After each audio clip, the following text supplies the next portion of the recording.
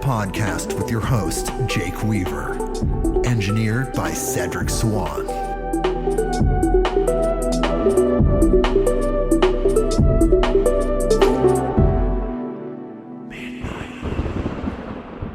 Hey everybody, we're back with another episode of Midnight on Earth. I'm your host, Jake Weaver, and we're here to bring you more knowledge, more light, and more love. We have an incredible episode today. They're always so incredible. We have an uncanny episode today because we are doing a Beyond the News podcast where we comb Earth's news feed for the strange, the unusual, the esoteric, the mysterious, all of these types of news that are out there since the last time we did that. I think it was like 6 or 7 weeks ago. So in that time, certain things have happened around the world, around the universe. And we cultivated those articles, those stories, those mainstream news stories. And we're going to share them with you because that's what we do here. We share things.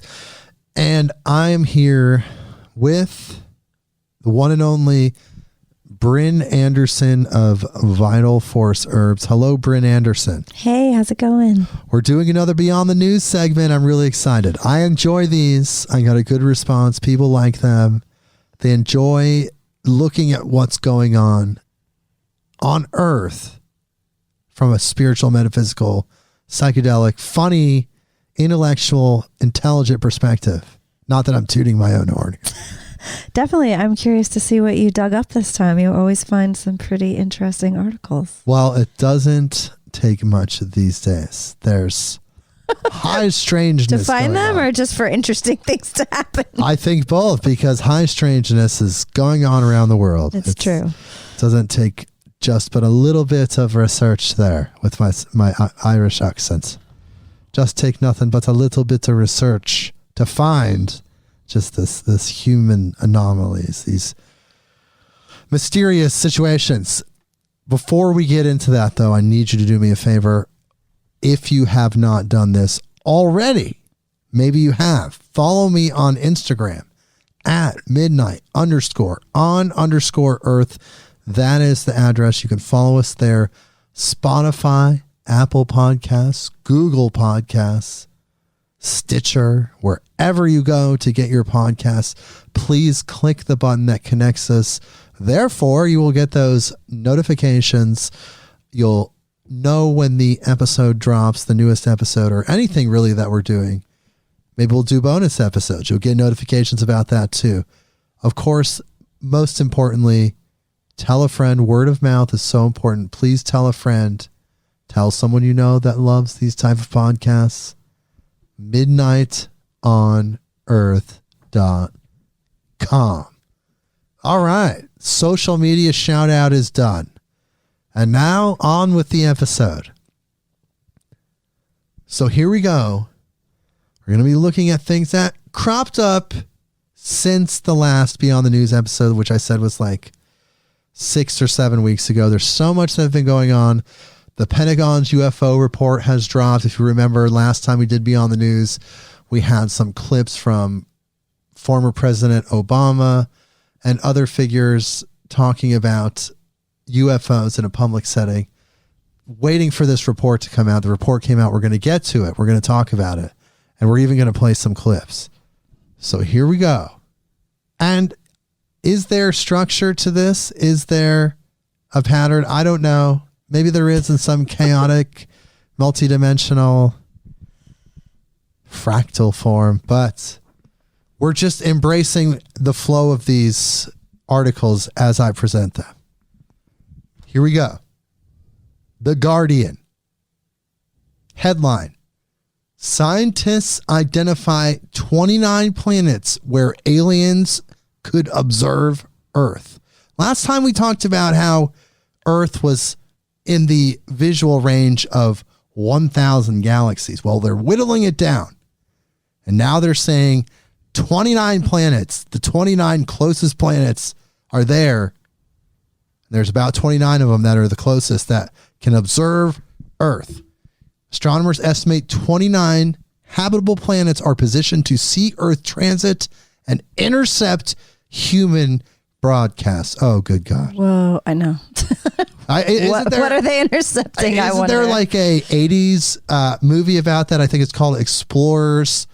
The aliens are out there. They intercept our television and try to see how our culture operates based on our broadcast transmissions, man. I think we're in trouble if that's the case, because how do they know what's real and what's not? Right. Okay, here we go. Listen to this. For centuries, Earthlings have gazed at the heavens and wondered about life among the stars. But as humans hunted for little green men, the extraterrestrials might have been watching us back. In new research, astronomers have drawn up a short list of nearby star systems where any inquisitive inhabitants on orbiting planets would be well placed to spot life on Earth. The scientists identified 1,715 star systems in our cosmic neighborhood where alien observers could have discovered Earth in the past 5,000 years by watching it transit across the face of the sun. That's how we discover exoplanets. They could do that to us, is what they're saying. Among those in the right position to observe an Earth transit, 46 star systems are close enough for their planets to intercept a clear signal of human existence. The radio and TV broadcasts, which started about 100 years ago. Okay. So they're getting some Charlie Chaplin, some silent movies. So they get a radio, one of those radio shows. Yeah, like the radio storytelling movies from the 20s or something. The researchers estimate that 29 potentially habitable planets are well positioned to witness an Earth transit and eavesdrop on human radio and television transmissions, allowing any observers to infer perhaps a modicum of intelligence. Whether the broadcast would compel an advanced civilization to make contact is a moot point. One way we find planets is if they block out part of the light from their host star, said Lisa Katlenegger, professor of astronomy and director of the Carl Sagan Institute at Cornell University in New York. Well, we know they're watching. They're always watching. So 100 years, they're the closest planets that could be watching us are hearing and intercepting our broadcasts from around 100 years ago, 1921. So that's really interesting to think about. That's kind of when, wasn't that kind of when radio just started, like en masse? Like, I think so, yeah. Right about that time? Yeah, it was before it got sensationalized. It was still just kind of basic entertainment, news, things like that. Mm-hmm. Okay, here's a fun one for number 2. Elon Musk, one of my heroes so far. We'll see. We'll see how he is. Elon Musk shares SpaceX's Starship Raptor production plans to colonize Mars by 2050. And this is from Tesmanian.com. This is a website devoted to Tesla and Elon Musk. This is an article written there. SpaceX's ultimate goal is to enable humans to live on Mars. The company runs around-the-clock operations to develop the technology and Starship spacecraft that could make it possible. SpaceX founder Elon Musk hopes to have the first sustainable settlement on the red planet by the year 2050. The ambitious timeline pushes SpaceX teams to innovate rapidly.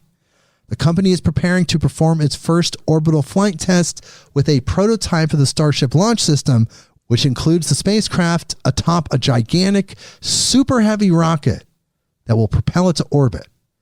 The company plans to launch Starship from South Texas to orbit, then land it off the coast of Hawaii during the first orbital flight attempt.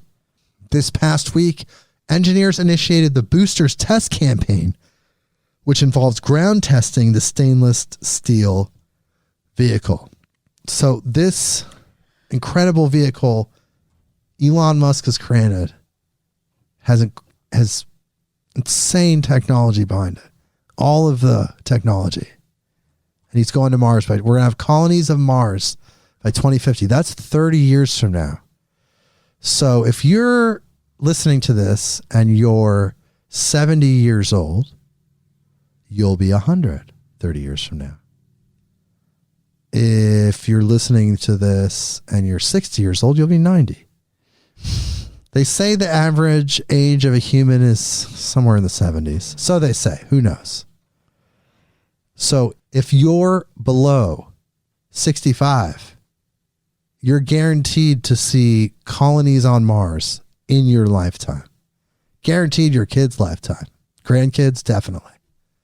Pretty exciting to think about. Strange and exciting. Interesting. I had in my 6th grade class, there was a poster above the drinking fountain that showed like apartment buildings on Mars. And it said, you're going to get to choose where you live when you grow up. Are you going to live on Earth or are you going to live on Mars? So I always thought that was going to be already like happened like 20 years ago. Well, things got held back. They milked it a little bit longer. It's hard to turn down billions of dollars of suppressed technology and what people benefit from that. So let's go to the next article. Freethink.com. Here's the headline. Hands-free smart farm will replace laborers with robots. The country Australia is getting its first fully automated farm. Whoa. Australia's Charles Sturt University has announced plans to create a hands-free smart farm where robots will do all the work. No human labor is required. The majority of the food we eat comes from farms, and as the population grows, so does the amount of food needed to feed it. However, there's a lot of work that needs to be done around a farm, and many farmers are having trouble finding people to do it. Labor shortages have been a chronic problem in farms throughout the developed world. Robots and AI could help close the labor gap, literally doing the jobs people used to do.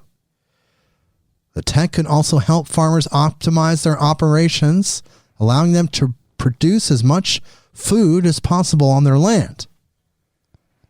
It won't be too many years before technology will take farmers out of the field and immerse them in the world of robotics, automation, and artificial intelligence, says Richard Norton, CEO of the Food Agility Research Center, and he predicted that in a press release. To show how much of these technologies could help farmers, CSU and Food Agility have partnered to create Global Digital Farm. This smart farm will be built at CSU's campus, and it will feature autonomous tractors, harvesters, and other farming robots, as well as AI programs designed to help with farm management and more. Wow, that's incredible. It's that type of labor is grueling. It's fun to be out in nature, but it is grueling. It's monotonous. It's repetitive. It's maybe not conducive to the human experience. Maybe it's not the best situation for the humans to express themselves. Maybe people want to do that. Maybe people love that. But the amount of people that is required to do that type of labor is more than the people that actually love that type of labor. I'm pretty sure. So it's not a bad thing. This technology, these robots, getting this work done that is so repetitive, it hurts your back, it hurts your hands, you get carpal tunnel. There's nothing wrong with this. We have to embrace the good things that technology can give us and make sure we're keeping our spirituality in place so the negative things don't manifest. So here we go. Here's a funny one. South Korean toilet. This is where's this going? Reuters.com. Here's the headline. South Korean toilet turns excrement into power and digital currency. Is it called shitcoin? That's what first thing I thought of. Okay, here we go. Using a toilet can pay for your coffee or buy you bananas at a university in South Korea where human waste is being used to help power a building. Okay. Cho Jae-won, an urban and environmental engineering professor at the Ulsan National Institute of Science and Technology, that's a lot of words, has designed an eco-friendly toilet connected to a laboratory that uses excrement to produce biogas and manure. The Bee-Vi toilet, a portmanteau of the words bee and vision, uses a vacuum pump to send feces into an underground tank, reducing water use. There, microorganisms break down the waste to methane, which becomes a source of energy for the building. Powering a gas stove, hot water boiler, and solid oxide fuel cell. If we think outside of the box, feces has precious value to make energy and manure. I have put this value into ecological circulation, Cho said. Holy cow. Well, where's the pay for your coffee part? So Cho, to answer your question, has devised a virtual currency called Google, which looks like Google if you spelled it wrong, like Ggool. Okay. It's not even a word, which means honey in Korean. Okay, I guess it is a word. Each person uses the eco-friendly toilet earns 10 Google a day. Literally shitcoin. Students can use the currency to buy goods on campus, from freshly brewed coffee to instant cup noodles, fruits, and books. The students can pick up the products they want at a shop and scan a QR code to pay with Google. All right, fine, I'm going to read one more quote from this article.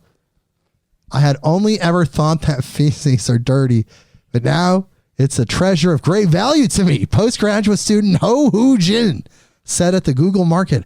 I even talk about feces during mealtimes and think about buying any book I want. Oh my God. Literally shitcoin, people. It's coming. They got a cum rocket for the porn industry, so why not shitcoin, right? Here we go. This is a interesting space story. Yahoo News. Headline, China reveals plans to colonize space with a Mars base, cargo fleets, alien cities, and a sky ladder. See, they want to one-up Elon Musk. Elon Musk says he wants to do this thing. He's like, oh yeah, well, we're going to have a sky ladder. Here we go. Like from Earth to Mars? Like a ladder? You just take it? Let's find out. I actually don't know. Let's read the article. China's plans for the future space exploration include a Mars base, planetary development, and a sky ladder to transport cargo. It doesn't sound as exciting. No, it doesn't, does it? The first of a three-step plan involves androids launched to take samples of Mars and look for the location of a Mars base site. That sounds exciting, said Wang Zhaojun, head of the state-owned China Academy of Launch Vehicle Technology at the Global Space Exploration Conference, as reported by Global Times. Following that will be a manned Mars mission to develop the base, while the third stage will be transporting cargo fleets from Earth to Mars to construct a community on the planet. The current timetable schedules these launches approximately every 2 years from 2033 until 2043. A potential fourth stage, a sky ladder that could reduce the cost and time spent traveling to Mars, is also being developed, but it is unclear how much progress has been made yet. Theoretical designs developed in computer simulations feature a space capsule traveling along a ladder made of carbon nanotubes to reach a space station.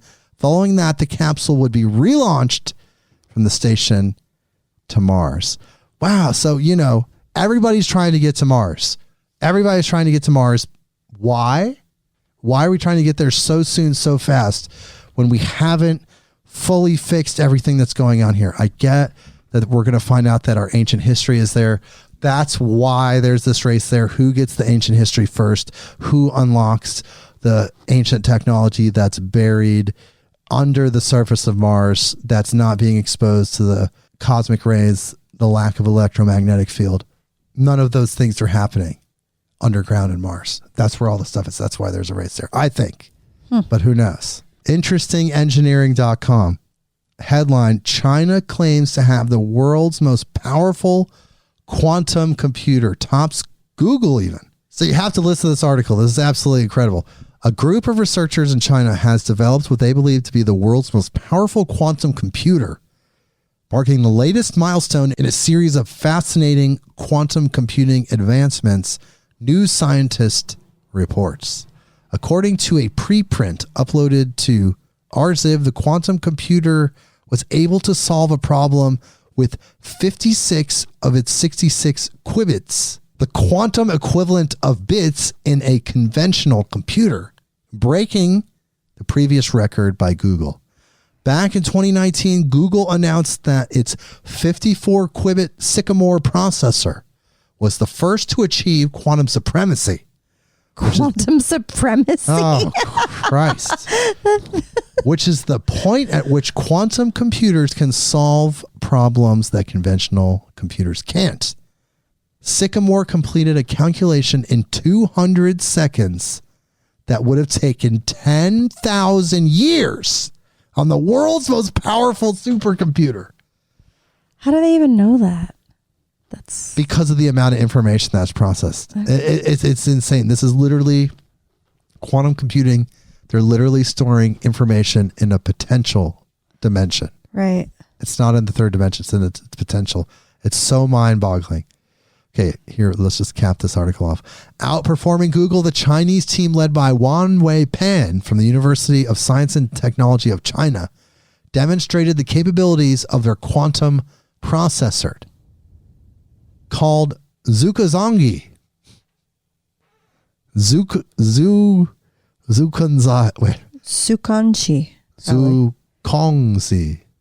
Called Zukanzi. The 2D programmable computer can manipulate up to 66 qubits at the same time.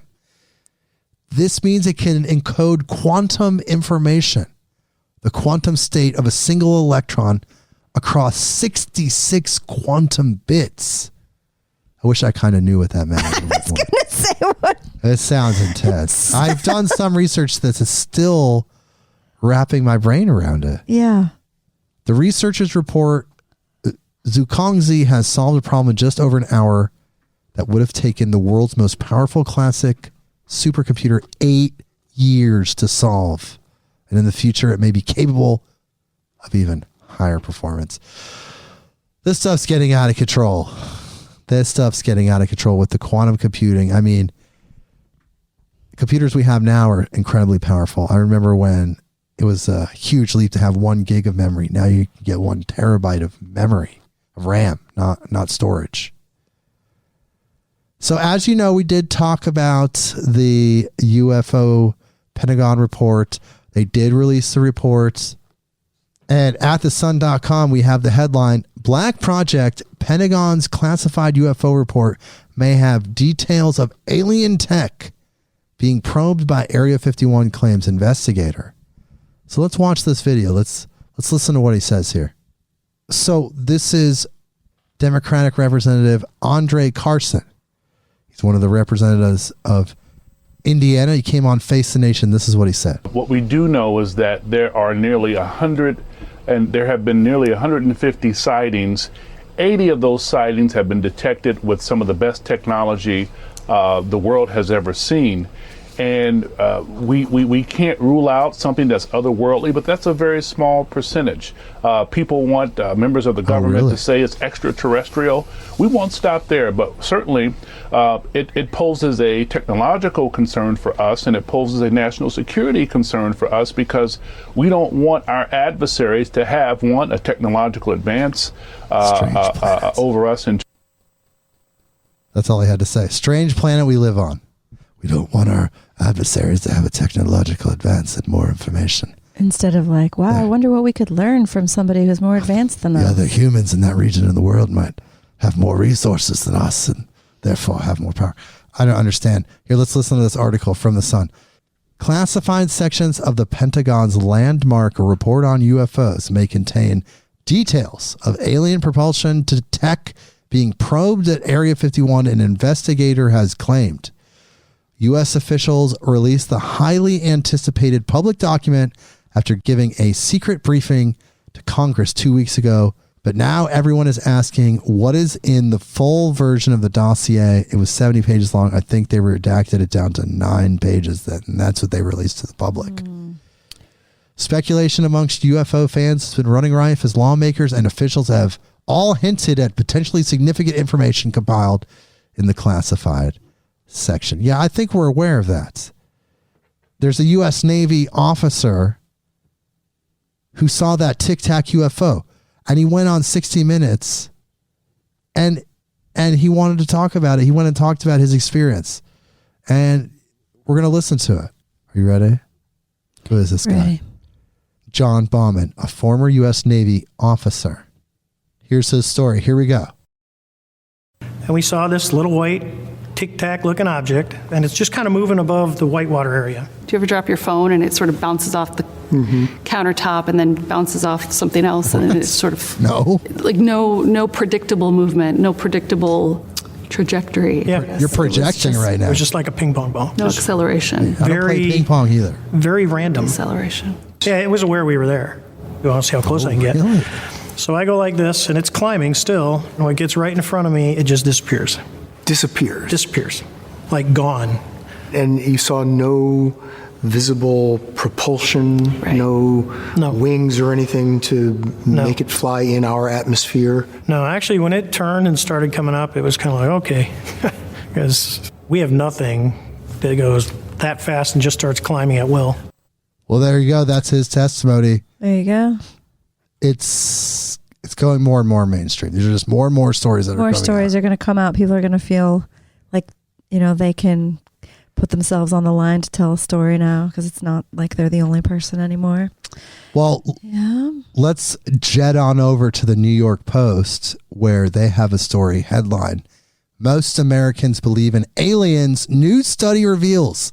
Big surprise. They've been prepping everybody since 1947. Okay, here we go. The majority of Americans believe in aliens, and we really do think they come in peace.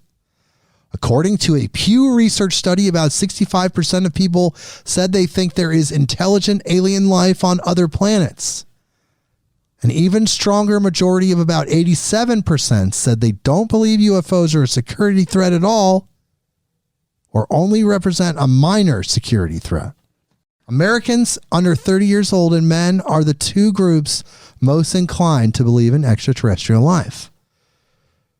In June 2021, the Pentagon released a highly anticipated report stating that 144 UFO sightings had been reported by government sources since 2004. Only one of the sightings was identified with high confidence. That's the one they said was a weather balloon. I think that might have even been Roswell. No, since 2004. Even a 1997 poll from CNN Time found that 80% of Americans thought that the government was hiding knowledge of the existence of extraterrestrial life forms. Wow. Well,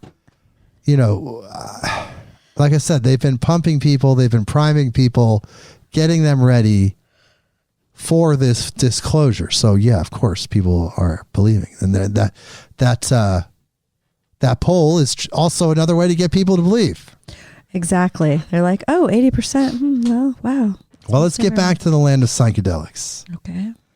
Well, now psychedelics are going mainstream, and people want to start injecting the money monetization concept into it. Oh, we saw that with cannabis pretty rapidly. So Here's The next thing. stockhouse.com. Ready to tap into the U.S. $7.6 billion psychedelics market?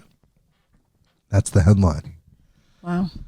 The psychedelic space is well on its way to becoming dominant in terms of treating a range of medical conditions similar to the cannabis boom we've seen over the last decade or so, and companies in the space are vying for a top spot in the capital markets.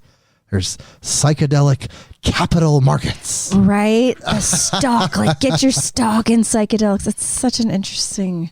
Psychedelics are known for changing or enhancing sensory perceptions and thought processes while also amplifying spiritual experiences. Utilizing psychedelics to treat mental health related concerns has risen in prominence for disorders such as anxiety, depression, obsessive compulsive disorder, and other psychiatric conditions. As the prominence of these conditions continue to rise, so too does the psychedelics market. According to a survey from Data Bridge Market Research, the industry is expected to grow at a compound annual growth rate of 13.1% to $7.56 billion by 2028. And everybody wants a piece of that. Yep. Give me a piece of that 7.56 ayahuasca billion. Driving this growth will be an increase in anxiety and depression. Well, so the world's going to shit. It turns out you can invest in things that help the world seem better. Driving this growth will be an increase in anxiety and depression, and the renaissance of utilizing psychedelic drugs to treat the afflictions as they continue to show promise of increased efficacy compared to the currently prescribed medications. One of the challenges of commercializing psychedelic medications is that the well-known psychedelic drugs are all in the public domain and cannot be patented. Yes. Oh my God. I can't even believe they would think about that, but they are. Of course. And that's why I brought that. And that's why I brought that article to the table. But here's another one in that same vein. Good news today. It looks like they're pushing forward with federal cannabis legalization. And from WashingtonExaminer.com, headline Senator Schumer Chuck Schumer to introduce compromise bill to lift federal prohibition on cannabis. Holy cow. Interesting. Senate Majority Leader Chuck Schumer will introduce legislation with other top Democrats to lift the federal prohibition of marijuana while giving states the leeway to devise stricter regulations. The proposal, known as the Cannabis Administration and Opportunity Act, would, quote unquote, repair damage done by the war on drugs, especially in communities of color, Schumer said Wednesday.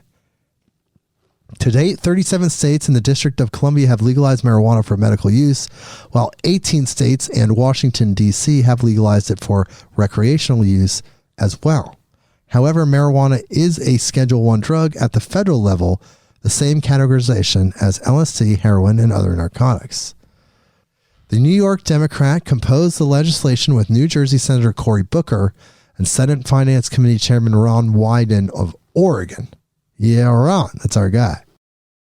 Under the proposal, state and local governments would still have the authority to enforce regulations more stringent than those of the FDA, which would gain jurisdiction over cannabis regulation. Oh, interesting. So the feds want to have they would take it over. Okay. Psychedelics, getting back to psychedelics. This is a funny one. This is from yahoo.com. I don't know these shows, but I guess they have TV shows where people buy houses that are kind of run down, they're beaten up, they're dilapidated. They fix them up and they sell them for way more, and they make TV shows about it.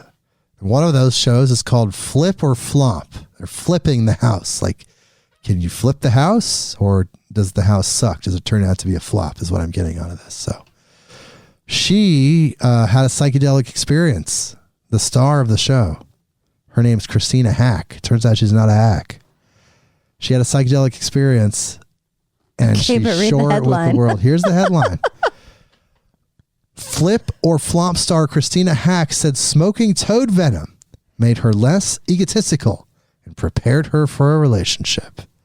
And that's like news. Like, what? Did I wake up from a dream? Am I in a dream? Did I wake up in a different dimension? I opened up the newspaper and somebody smoked 5-MeO DMT and had a spiritual experience. Where's Bill Hicks? This is what Bill Hicks used to joke about. Right. Okay. So Christina Hack, host of HGTV's Flip or Flop, opened up about smoking psychedelic toad venom on Instagram on Saturday. The 38-year-old smoked 5-MeO DMT, a chemical naturally excreted from Bufo alvarius toads that causes hallucinations. The toad venom is known to be much stronger than some psychedelics, being 4 to 6 times more potent than DMT. Unlike other psychedelics with longer trips, Insider previously reported 5-MeO DMT trips last between 30 and 90 minutes. And here's her quote. "My experience felt like my ego was being ripped away from me, a much needed ego death." And this is in the news. Yahoo News. Yahoo News. I had a psychedelic ego death experience. Here's Tom with the weather, as Bill Hicks would say. Hack wrote on Instagram this information. She posted a picture of her new partner on Instagram saying the ego death she experienced after smoking the Bufo alvarius toad venom helped her be emotionally ready for a relationship when she met him. Whoa. Whoa. The mother of 3 said she used the venom to treat her chronic anxiety, which she had been dealing with for years. Yeah. Wow. So that stuff is a lot stronger. You know, you go back, you listen to the episode I did with Chris Dyer way back, episode number 8. He talks about his experiences with 5-MeO-DMT. The fact that this is just like casually in the news, this person's not like losing their career like they would in the 80s. This is like, she's not like on her way to prison. This is so remarkable in itself. That's why I just, even though it's silly, it's like a TV show personality in that dimension, the TV show dimension. The TV show dimension and the DMT dimension are somehow merging because it's really all one thing. Oh my God, here we go. NPR.org headline: a lobster diver in Cape Cod says a humpback whale scooped him up and spit him out. Wow. A commercial lobster diver says he escaped relatively unscathed after nearly being swallowed by a humpback whale in a biblical sounding encounter that whale experts describe as rare but plausible. Michael Packard, 56, said in local interviews and on social media that he was diving off the coast of Provincetown, Massachusetts on Friday morning when the whale suddenly scooped him up. "I was in his closed mouth for about 30 to 40 seconds before he rose to the surface and spit me out," Packard wrote on Facebook. "I'm very bruised up but have no broken bones." The Cape Cod Times reports that Packard was pulled out of the water by his crewmen and rushed back to shore where he was transported to Cape Cod Hospital. He walked with a limp out of the hospital that afternoon. While he's still recovering from soft tissue damage, Packard told the newspaper he'll be back in the water as soon as he heals. Well, you know, whales supposedly don't like humans. They don't like to eat humans. They don't want to eat humans. They don't want to eat. You know, they don't taste good. They're like, oh God. They're like, what? It's like when a bug flies in your mouth and you just, what's the first thing you do? Most people don't start chewing. Most people are like, with a mosquito in my mouth, like you're riding a bike. Right. You know, like, so like, spit that bug out. What an interesting moment to be like, whoa, I'm in a whale's mouth all of a sudden. Yeah. That's got to be a trippy moment. Yeah. He could have just had some of that toad stuff, maybe. Ooh, yeah, maybe he thought it was the whale. Never know. Next up is Sky News. Man who died 3,000 years ago with 790 injuries is earliest known shark attack victim. Experts were initially flummoxed. I know sometimes I'm flummoxed by what could have caused at least 790 deep serrated injuries to the ancient man 3,000 years ago. Archaeologists have recreated the brutal death of the earliest known shark attack victim who was killed around 3,000 years ago. Oxford-led researchers have been investigating evidence for violent trauma on the skeletal remains of prehistoric hunter-gatherers at Kyoto University. Alyssa White and Professor Rick Schulting reviewed the remains of a man riddled with traumatic injuries from the previously excavated site of Tsukumo by the Seto Inland Sea. In their report, the pair said, here we go again, "We were initially flummoxed by what could have caused at least 790 deep serrated injuries to this man. There were so many injuries, and yet he was buried in the community burial ground. The injuries were mainly confined to the arms, legs, and front of the chest and abdomen. Through a process of elimination, we ruled out human conflict and more commonly reported animal predators or scavengers. So they turned to forensic experts, and based on the character and distribution of the tooth marks, the most likely species responsible was either a tiger or a white shark. The distribution of the wounds strongly suggests the victim was alive at the time of the attack. His left hand was sheared off, possibly a defense wound. So the rivalry, the struggle between humans and sharks has been going on for thousands of years. It's probably our greatest enemy is the bear and the shark, man, bear, pig, or peanuts. Enemy. It's just, I know. You're just like, maybe you smell good. I don't know. Maybe we taste good, unless you're a whale. Usually, though, the sharks don't eat humans. They like attack them and bite them up, but they don't like. It's not like they ate them like eating a sandwich. They don't eat the whole thing and spit out the bones or anything. That's not usually what you hear.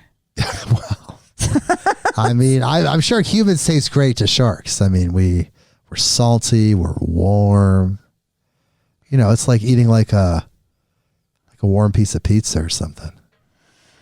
But, speaking of peanuts, this is from wavy.com. Headline, U.S. Customs officers find meth shipment hidden inside of peanut shells. Doesn't that sound like a meth thing to do? Like, oh my God, I have a brilliant idea. I'm going to stuff these peanut shells. You feel like a nut. Sometimes you're tripping on methamphetamines. Officers with U.S. Customs and Border Protection say they discovered several hundred grams of methamphetamine hidden inside peanuts at an express consignment hub in Memphis. On June 29th, the officers x-rayed a shipment that was being sent from Mexico to Texas when they discovered some suspicious anomalies. Like what? Meth peanuts? The agency said the manifest listed the shipment as regional bread, roasted peanuts, regional dust, sweet made of corn. Whoa. Authorities said when they broke open the peanut shells, they discovered a white crystalline substance inside. The substance later tested positive for methamphetamine. Oh my God. Somebody had a great idea. Authorities said attempts to smuggle drugs in shipments is common. My experienced officers long ago lost all surprise at the smuggling methods they encounter every shift, said Area Port Director Michael Niepert in a news release. Narcotics in fruit, nuts, baked goods, shoes, toys, and all kinds of other items disguised as gifts or other legitimate shipments fly through the express consignment world. These days, you can get a gram of methamphetamine at half the price of what cocaine costs and twice the potency. Good to know. Are we selling right now? Am I advertising? What's going on here? I don't want you to know that. I'm proud we were able to keep the shipment from getting to its destination, he said. In all, authorities say they seized 489 grams, which is equivalent to 2,445 doses. Well, how do they know that? That for who? But still, 489 grams, that's almost a pound. How many grams are in a pound? I don't know. It's a lot of methamphetamine. 454? Doesn't need to be 448. used. This is from Reuters.com. This is the big one. This is huge news on Earth. A tie in Washington eating contest, says the headline. 34 burgers in 10 minutes. I can't wait till that news gets to those planets that are listening. They're in 100 years. Whoa, are you so stoked? Oh, God. Molly Schuler, a mother of 4 from California, managed to down the 34 burgers, just one shy of her record of 35, during the annual Independence Burger Eating Championship hosted by local fast food chain Z Burger. Her annual nemesis, fellow professional eater Dan Killer Kennedy of Pennsylvania, also scarfed down 34 burgers on Friday, placing the 2 in a tie. Oh, she couldn't eat that last one. Neither could he.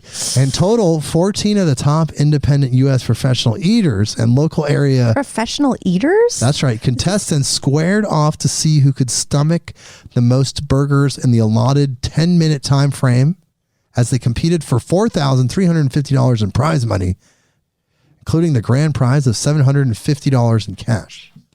Once the time was up, contestants still had to wait another 2 minutes for judges to make sure they would actually hold in the enormous volume of food ingested. A small but enthusiastic crowd usually turns out each year to observe the annual July 4th spectacle, as well as to indulge in a few free burger afterwards. Why you get a free Just burger? one. Yeah, they're running out after the contest. The two posed for the media after the contest, holding their shared trophy and wrapping a champion's belt around both their waists. Wow. They might get married now. Well, she was married. She's a mother of 4. That's right. You know, and plus they'd never have enough food. They'd always be fighting over burgers. I don't know if that was a good joke.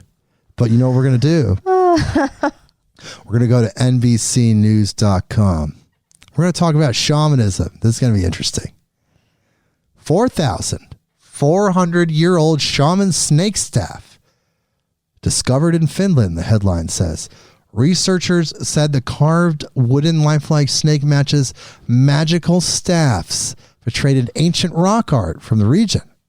A 4,400-year-old life-size wooden snake unearthed in Finland may have been a staff used in magical rituals by a Stone Age shaman, according to a study released Monday. The lifelike figurine, which was carved from a single piece of wood, is 21 inches long and about an inch thick at its widest, with what seems to be a very snake-like head with its mouth open. It was found perfectly preserved in a buried layer of peat near the town of Harvinsuo that archaeologists think was occupied by Neolithic peoples 4,000 to 6,000 years ago. It's unlike anything else we've ever found in Finland, although a few stylized snake figurines have been found at Neolithic archaeological sites elsewhere in the eastern Baltic region and Russia. They don't resemble a real snake like this one, University of Turku archaeologist Satu Koivisto said in an email.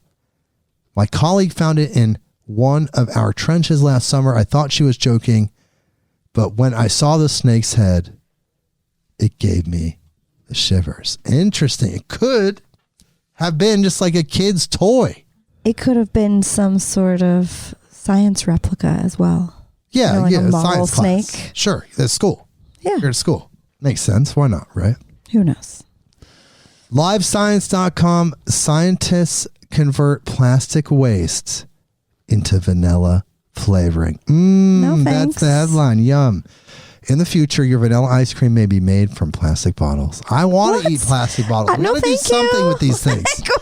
You do not want to recycle if you don't want to eat plastic bottles, Brynn. What's going on with that? I thought you cared about the environment. Why don't you want to eat plastic bottles that taste like vanilla ice cream? Okay, here's the article. You might change your mind after you hear the article. Here we go. I'll hear you out.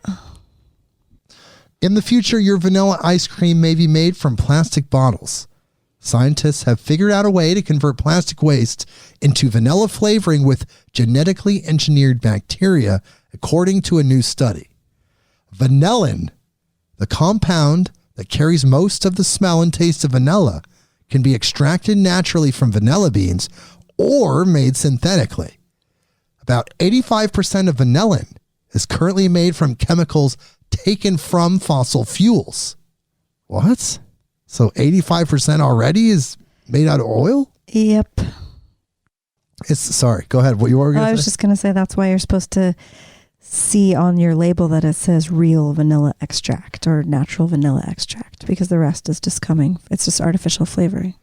Vanillin is found in a wide variety of food, cosmetic, pharmaceutical, cleaning, and herbicide products, and the demand is growing rapidly, the authors wrote in the study. In 2018, the global demand for vanillin was about 40,800 tons, and it's expected to grow to 65,000 tons by 2025. Holy cow. That's a whole lot of vanillin. Like, that's the global demand? According to the study published June 10th, the demand for vanillin far exceeds the vanilla bean supply, so scientists have resorted to synthetically producing vanillin. For the new study, researchers used a novel method to convert plastic waste into vanillin as a way to both supply vanillin and reduce plastic pollution. I'm sensing a theme here.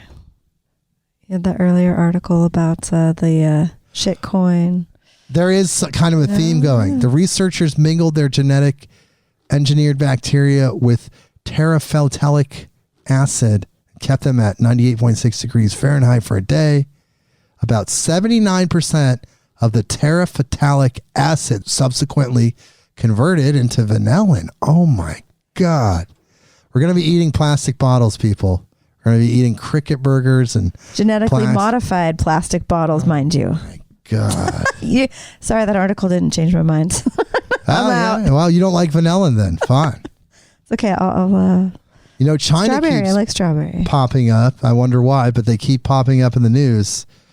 Now they have another piece of human evolution. This is from CBS News, and the headline is Massive Dragon Man Skull found in China might be a new human evolutionary branch. A gigantic fossilized skull that was hidden in a well in China for 90 years has just been discovered by scientists, and it's making them rethink human evolution. The skull was originally founded in 1933 by Chinese laborers building a bridge in Harbin, a northern Chinese city, during the Japanese occupation, researchers said. To prevent the skull from falling into Japanese hands, it was wrapped and hidden in an abandoned well. It was only rediscovered in 2018 when the old man who originally hid it told his grandson shortly before his death. The remarkably well-preserved fossil has been labeled a new human species, Homo longi, by Chinese researchers. The species has been dubbed Dragon Man for the northern Chinese province where the skull was found, which was the Black Dragon River region. In a series of 3 articles published in research journal Innovation on Friday, scientists posed that the skull belonged to an approximately 50-year-old man. He would have had a wide nose to allow him to breathe uninhibited during heavy activity and probably would have been built sturdily to withstand the frigid regional winters, researchers wrote. The Chinese team said they think the Harbin cranium is sufficiently unique that it qualifies as a new species. However, others are not convinced. Professor Chris Stringer, a research leader at the Natural History Museum in London, who also worked on the project, told The Guardian that the skull may be similar to another skull found in China in 1978. He said the important thing is the third lineage of later humans that are separate from Neanderthals and separate from Homo sapiens. It doesn't sound like he feels like that's it. So we're always finding new things. We're always finding new layers to this story. That's why you can't get too caught up. You can't get too attached to one perspective, to one belief structure. You want to be like a quantum computer. You want to be in superposition where you're in a state of belief and unbelief at the same time. That way, when new information presents itself, you're not in a state of shock because you've invested so much in believing something to be absolutely true. Yep, until it's not. So, okay, Brynn, do you remember who Uri Geller is? Do you know who Uri Geller is? I recognize the name, but no. He was the guy, maybe you've heard something about this. He was able to bend spoons with his mind. Okay, yes. And a lot of people have reported that he did do that. There's some video of him doing that. Mm-hmm. Yes. He's kind of a famous guy. So he's went public now, and he's saying, here, this is from celebnewsweek.com. Here's the headline: UFOs are real. NASA showed me an alien spacecraft, and I've been secretly contacting ETs for years, says Uri Geller. Spoonbender Uri Geller claims he's been secretly working with Americans for years to contact aliens. Uri, now 74, says he had secret meetings with German rocket engineer Werner von Braun at NASA and was shown a piece of a crashed UFO. For years, I had to deny my true mission and camouflage my work, the famous psychic said. Few people knew the truth. I presume all world leaders do now. Obama, Trump, Netanyahu, we're all communicating with ET. He spoke out after the Pentagon released its long-awaited UFO report to the Congress last week, revealing 144 unexplained encounters of unidentified aerial phenomena with the military and not ruling out a possible alien origin. Uri said, for years, the Pentagon has known UFOs are real. They may suggest they are secret technology from China or Russia, but believe me, they know much more of this, Uri said. The findings were based on reports by the secretive UAP task force between 2004 and 2021.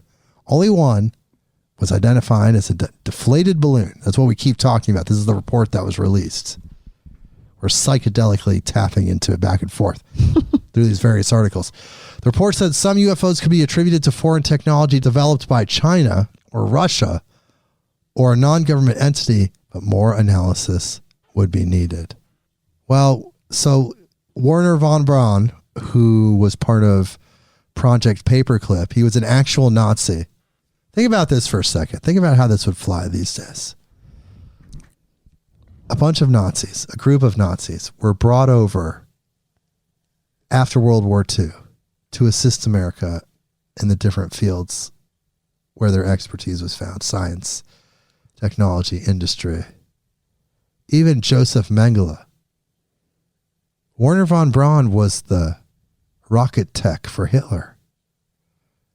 When World War II ended, they gave him a job in America, even though he was guilty, just like the others.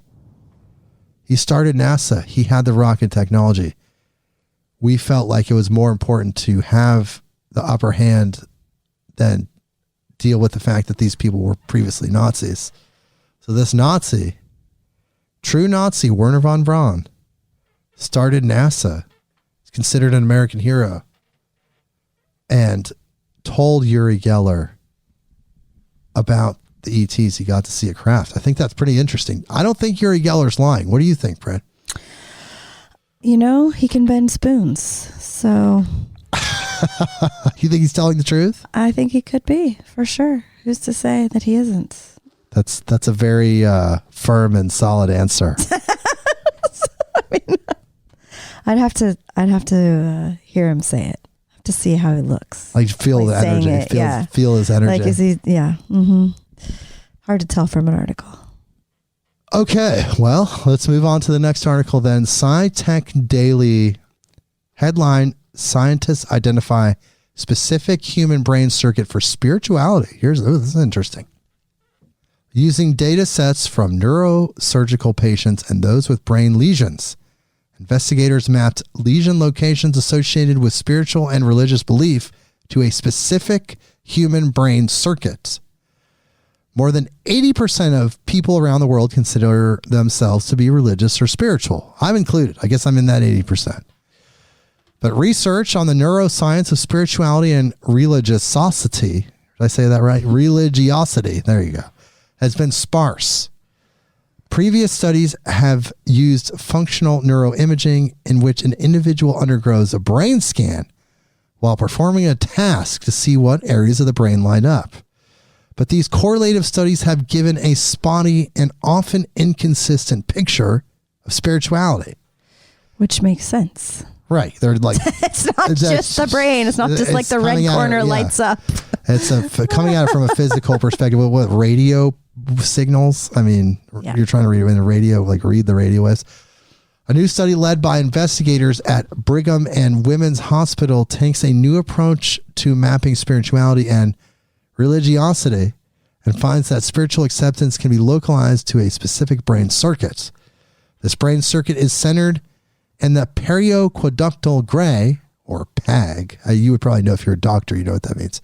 A brain stem region that has been implicated in numerous functions, including fear conditioning, pain modulation, altruistic behaviors, and unconditional love.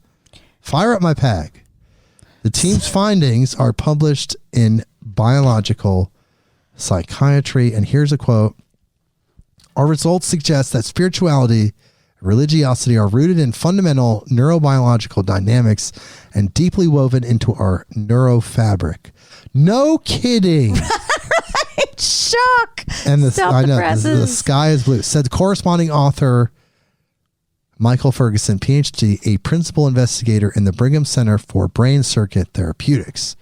We were astonished to find that this brain circuit for spirituality is centered in one of the most evolutionarily preserved structures in the brain. Right, interesting. like the oldest, the brain stem. It's just, like you said, unconditional love or fear, like all those basic feelings. Spirituality is part of that. Why are they astonished with that? I wonder.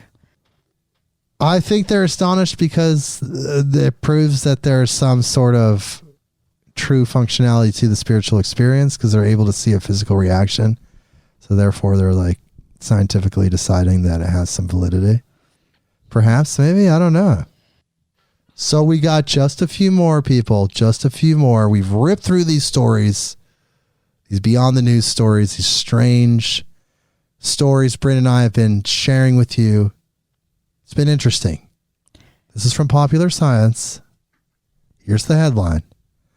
Scientists discovered 4 new Earth-sized rogue planets with no suns. I think this is really interesting. Astronomers cleverly repurposed old technology to find these planetary needles in a galactic haystack. So now they're saying, I've heard about this, now they're saying there's rogue planets in our galaxy. And they don't have a sun, they're just flying around. What are these planets? What are the energy? Can you imagine the energy of these planets? They have no sun, they're just out in space. They're not free. Orbiting, they're just, or maybe they are orbiting. I don't know, think they are. I think they're just kind of floating around. Well, here we go. Let's see what he says. Astronomers have just detected 4 new Earth-sized exoplanets floating along near our Milky Way's galactic bulge, the cluster of dust, gas, and stars at our galaxy's center. But unlike Earth, these planets don't belong to any solar system. They're free-floating rogues. Scientists found these 4 new discoveries thanks to data from the now-retired Kepler K2 mission.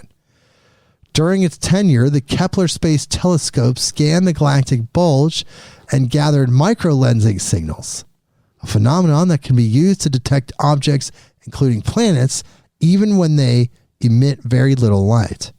After analyzing Kepler's data, researchers found that 4 of those recorded signals are consistent with those of planets similar in size to Earth. The findings were published in monthly notices of the Royal Astronomical Society. The signal patterns suggest that none of these newly found planets have any accompanying stars, making them free-floating or rogue planets. Free floaters likely start as regular planets around a star, but go rogue when their orbits are disturbed by the gravitational tug of other celestial bodies nearby. They break free. Wow.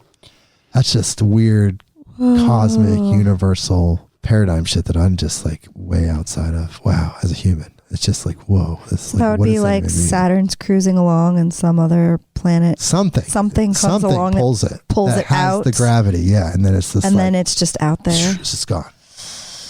Interessante. What's remarkable about these new findings is scientists' ability to use old technology in innovative new ways. Kepler was actually not designed to detect microlensing events, nor was it meant to peer into the dense center of our galaxy. Scientists had to do an immense amount of data sorting and cleaning to tease out their findings. The authors of the new paper write that there are likely many more Earth-sized celestial nomads in the Milky Way, and new forthcoming space missions with updated technology will likely uncover some of them. Wow. Have you ever felt like a celestial nomad? Well, now they're saying that Jupiter has 79 moons. Have you heard about that? No, 79? Yeah, Jupiter actually has 79 moons now. They're saying they just found some more. I should have pulled up that article. I don't have it right now. Because I only have 2 more articles left. We'll save that for the next time. Yeah, find that next time. That is fascinating. So you think about UFOs, you think about how it's going so mainstream. We're going to go to this article called from PressConnects.com. What Enwell pastor and author makes of UFO sightings. They may be angels and in the Bible. So here we go. The Pentagon says they do not know what kind of force they are dealing with. Moses could have said amen to that, says the Reverend Barry Downing. Downing, the pastor emeritus at Northminster Presbyterian Church at Enwell, has been writing and talking about UFOs for more than 50 years. He's written books titled The Bible and Flying Saucers and Biblical UFO Revelations. New revelations about military pilots seeing unidentified objects have spurred him to many questions. We have a scientific and religious mystery. Are we going to find it or enjoy it? Maybe even hope in it, Downing asked. The government has pointed to some advanced technology, not sure what the pilots encountered, Downing said. I don't expect a Pentagon statement that the aliens are here, and I'm okay with that because the God of the Bible doesn't walk onto the human stage and say, here I am, folks. UFOs have mystified the Pentagon. They have good scientists working on this. Their scientists were baffled. This means that we moved in the area of faith and uncertainty, and we should be glad, he says. And he thinks that the parting of the Red Sea, as written in Exodus 14, could have happened with angelic or extraterrestrial help. And he really feels like it did happen. He said, though the ETs did carry out the Exodus, they were in some kind of spaceship called the Pillar of Fire by the Bible. The whole Exodus itself can be worked out that way. So, you're going to have people processing the extraterrestrial experience in all the different ways through their own filters. Through their own filters in order to make it work. Because it's going to be undeniable. If something's undeniable and people don't want to die, per se, they're not going to kill themselves. They don't want to die. They have to adjust. They can't go insane. And so in order to adjust, they're going to have to incorporate the information through whatever filters they have in place. So our final funny story for our Beyond the News episode. This is from znewsinindia.com. Headline, British woman falls in love with an alien, says waiting for her next date. Oh. Abby Bela claims that she was abducted by an alien group in an unidentified flying object, and she is in love with one of the aliens, and her alien lover is better than any man on Earth. I love that. People are mostly heard saying that their special one is out of the world in order to express the amount of love they care and receive from them. But what if somebody actually means that their special person or lover is from the other world and they are not using the sentence just metaphorically? Yes, this sounds bizarre, but that's exactly what happened when a British woman claimed she was in love with an alien who belongs to the Andromeda Galaxy. Abby Bela, the woman who is in love with aliens, claimed that she was abducted by an alien group in an unidentified flying object. Bela says that she was abducted by aliens from her bedroom earlier this month. She further says that her alien soulmate is better than any man on Earth, and she's waiting for her next date with her alien lover, according to the report. Here's her quote. I'm sick of men from Earth. I joked online about wanting an alien to abduct me. I then started dreaming every night of white light. One night, a voice in my dream said, wait in the usual spot. The next evening, I sat next to my open window. As I drifted to sleep, a flying saucer appeared outside. There was a bright green beam which transported me to the UFO. Dang. According to Abby, the aliens she met were similar to humans, but they were very tall and slender. As per reports, her first encounter with aliens lasted for only 20 minutes. Abby says she was safely returned to her home and is looking forward to her next date with her alien lover. Another bizarre story also comes from a British woman, Paula Smith, who claims she was abducted by aliens in her childhood, and that continued ever since. According to her, she has been abducted more than 50 times, and UFOs were in the shape of a boomerang with lights on their edges. So this happens for people. And sometimes if they're tall, sometimes there's love. And they're slender, and they got that alien swagger, this alien eyes. They were soulmates in 20 minutes. That's pretty crazy. And you come all the way from Andromeda to see you. You might just fall in love. Yeah, that's a long way. This is what we're experiencing. So everyone, I hope you enjoyed this segment, this episode of Beyond the News. Aliens and psychedelics. Aliens, psychedelics, cannabis, shitcoin. We talked about all these different things. Those are some good articles. There's some funny articles. There's some good ones. We're going to do it again probably in the next couple months. We do it, I don't know, bi-monthly, I guess, more or less. Because there's so much weird news, it starts to pile up. We don't want to miss anything. So it starts to pile up, so we have to attack these episodes. Occasionally, I'm always going to bring, if she's available, Brynn Anderson from Vital Force Herbs. Brynn, before we go, do you have anything to say to our lovely Midnight on Earth audience, the Beyond the News episode, the third Beyond the News episode? Third Beyond the News. Thanks for being here, everybody, and thank you, Jake, for having me. All right, well, I guess we will see you next week. Everybody, check us out on Instagram, of course. We're going to be doing a lot of live feeds. I'm going to be at Red Rocks this weekend. This episode will be debuting on Thursday. So I'll be doing a lot of live streaming from Red Rocks the weekend after this episode debuts. So keep an eye on Instagram. Look out for some live streams. I'm going to be doing live podcasting from the Red Rocks Amphitheater in Morrison, Colorado. I'm going to be handing out stickers. I'm going to be helping my friends' podcast, No Simple Road. I'm going to be promoting for them. It's going to be a really awesome experience. And I hope if you're in the Colorado area, you happen to be going to these shows, please seek me out. Hit me up on Instagram. I'm there. Come meet me. I'll be at those shows. Come get a sticker. I'll be there all 3 days. So I'm going to hit the outro music, everybody. We'll see you next week. Bye. Midnight on Earth.